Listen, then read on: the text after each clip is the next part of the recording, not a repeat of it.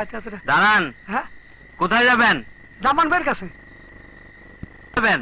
আমার চেনো না, আমি আজিজ মেম্বার। মেম্বার হন আর চেয়ারম্যান হন, রাত 10টা বাজে গেছে, কোন রকমে ভিতরে যাওয়া যাবে না। তুমি কি জানো জামান ভাই হলো আমাদের নেতা, জনগণের নেতা।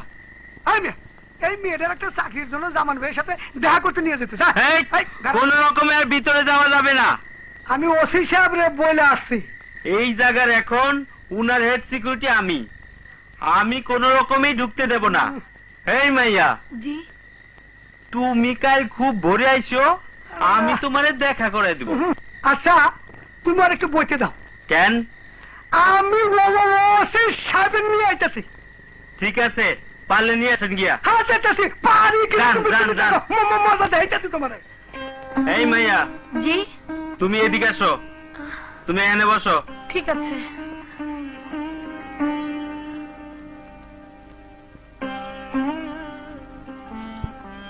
তোমার নাম কি? বিউটি। লেখাপড়া কত দূর করছো? মেট্রিক পাস করছি, কোন division? 3rd division. 3rd division? 1st ডিভিশনে চাকরি হয় না, আর তুমি এসে 3rd ডিভিশন লইয়া? কলেজে ভর্তিও নাই? না। ও ভাবে না। স্যার গাফল হয়ে গেছে স্যার। গাপলা? হ্যাঁ। পরে পাও নাই? সে পাইছি স্যার, কিন্তু ডাক বাংলার ভিতরে ঢুকতে পারতাছি না। কেন?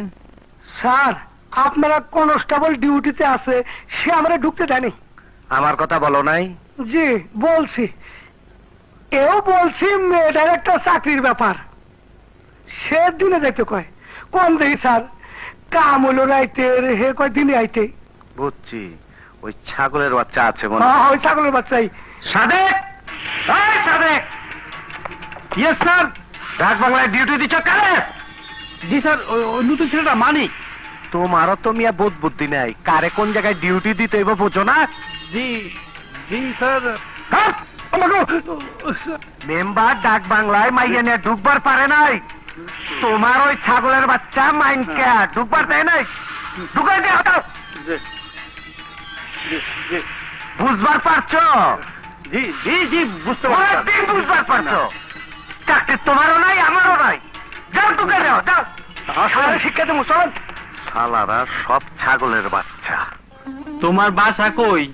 থানার পশ্চিম পাশে ছোট্ট একটা রাস্তা আছে, ওই রাস্তা দিয়ে ঢুকেই হাতের বাইরে।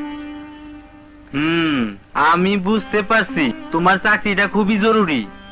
শোনো, আজ রাইতে ওসি সাহেব আসুক আর যেই আসুক, আমি ভিতরে ঢুকতে দেব না। আমি এইখানে ডিউটি নিছি উনার সাথে কথা বলার জন্য না, আমার কোনো তদবির নাই। আমি তোমার চাকরির কথাই বলবো। উনার বক্তৃতা শুনে আমার যা মনে হইল, উনি খুব দয়ালু লোক, উনি খুব মহান লোক। আমি যদি তোমার কথাটা বুঝায় বলতে পারি, আমার মনে হয় তোমার চাকরিটা হয়ে যাবে। আপনি ওরে কি কইছেন কন্ত? ও যদি বুঝা থাকে 2 নম্বর, তাইলে কিন্তু খুব খারাপ হবে। আপনি কি আমার বোকা ভাবলেন নাকি? আমি কইছি যে মেয়েটার একটা চাকরির জন্য দেখা করতে নিয়ে আসছি, আর আমিও তো মেয়েটার চাকরির কথা বইলা আর ওর ভাইটারে সারানোর কথা বলে নিয়ে আসছি। তাইলে ঠিক আছে। এই জায়গায় ফিটিংটা দিতে পারলে ওসি হিসাবে ওইখানে ফিটিং হয়ে যাবো। ওসি হিসাবে মেয়েটার উপর সাংঘাতিক নজর। তোর মিয়া আমার ফিটিং ফিটিং কথা করবেন না, আপনারা করেন গিয়া। চাকরির কথা ছাড়া মুখ দিয়ে কোনো কথা বাইর করবেন না, ঠিক আছে? আচ্ছা চলেন। হ্যাঁ শালা ফিটিং ফাটিং। বুঝলেন তো? কি হয়েছে? তার আমি ভিতরে যাইতে দেব না। এদিকে আসো, ওসি সাহেবের অর্ডার আছে। মেম্বার সাহেব হলো এই এলাকার জামান সাহেবের ডাইন হাত।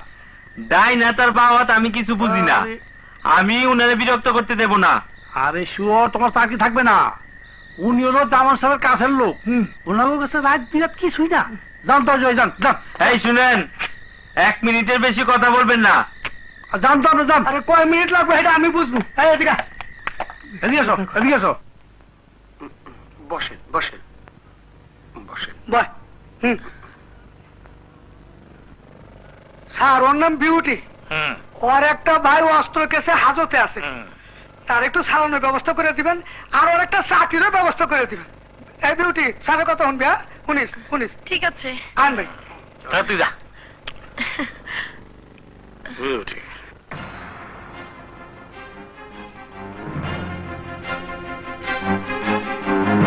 ছাড়ুন আমাকে। এরকম করলে তো হয় না। বাঁচাও! আমি বুড়িয়ে মানুষ, এত কষ্ট এই কি দিলে হয়? করছেন আপনি?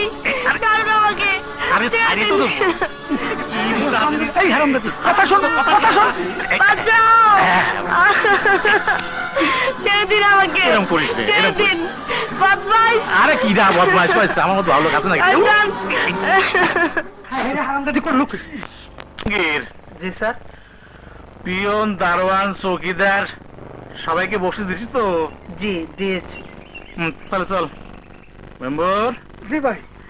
এবার কিন্তু ছেড়ে বেড়া। ভাই ওই তুমি খেয়াল। একটু গাপলা হয়ে গেছে ভাই।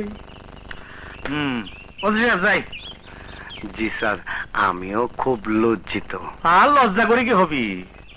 কপালে আমার ছেড়ে বেড়া, তুমি কি করবা? হ্যাঁ চলো।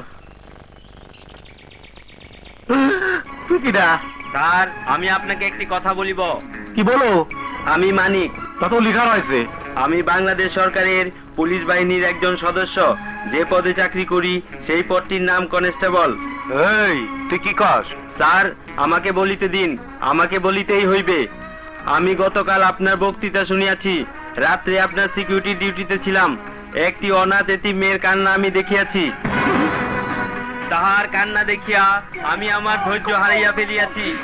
তাহার সমস্ত কথা শুনিয়া আমি অবাক হইয়াছি। সাদে কালি শালার থামাও।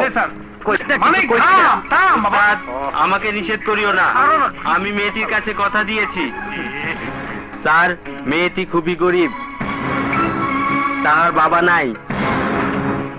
সে ম্যাট্রিক পাশ করিয়াছে। সে খুবই অসহায়। তাহাকে একটি উপযুক্ত চাকরি দিলে সেই নিঃস্ব পরিবারটি বাঁচিয়া যাইবে। তুমি কি ওই মেয়ের চাকরি কথা বলতে আইছিলে? জি স্যার। আপনি বোধহয় রাত্রে তাহার সঙ্গে কথা বলেন নাই। হয়, অনেক রাত হয়ে গেছিল বলে দেখা করতে পারিনি। এই জন্য মনে হয় সে কাঁদিতেছিল।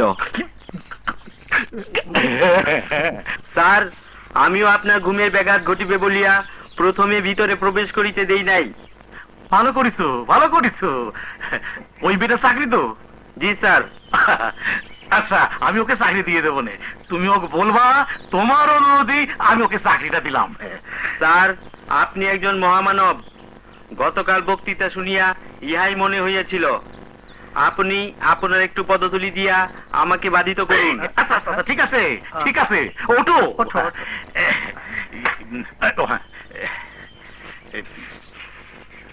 এটা তুমি রাখো।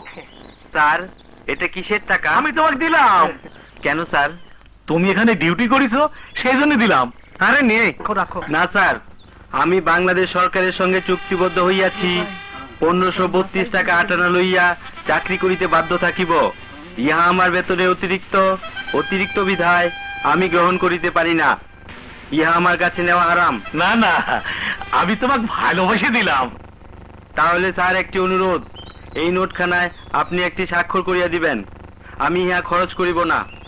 ইহা আমি আয়নায় বাঁধাইয়া রাখিব। ওসি, এইরকম মানুষও আছে। শোনো, তুমি এই টাকাটা আয়নায় বাঁধায় নিচে আমার নাম লিখে রাখবা। তুমি ভালো সওয়াল, তোমার উন্নতি হবি। ওসি খুব ভালো সওয়াল, বহুত উন্নতি হবি। বাইশে থাক, বাইশে থাক।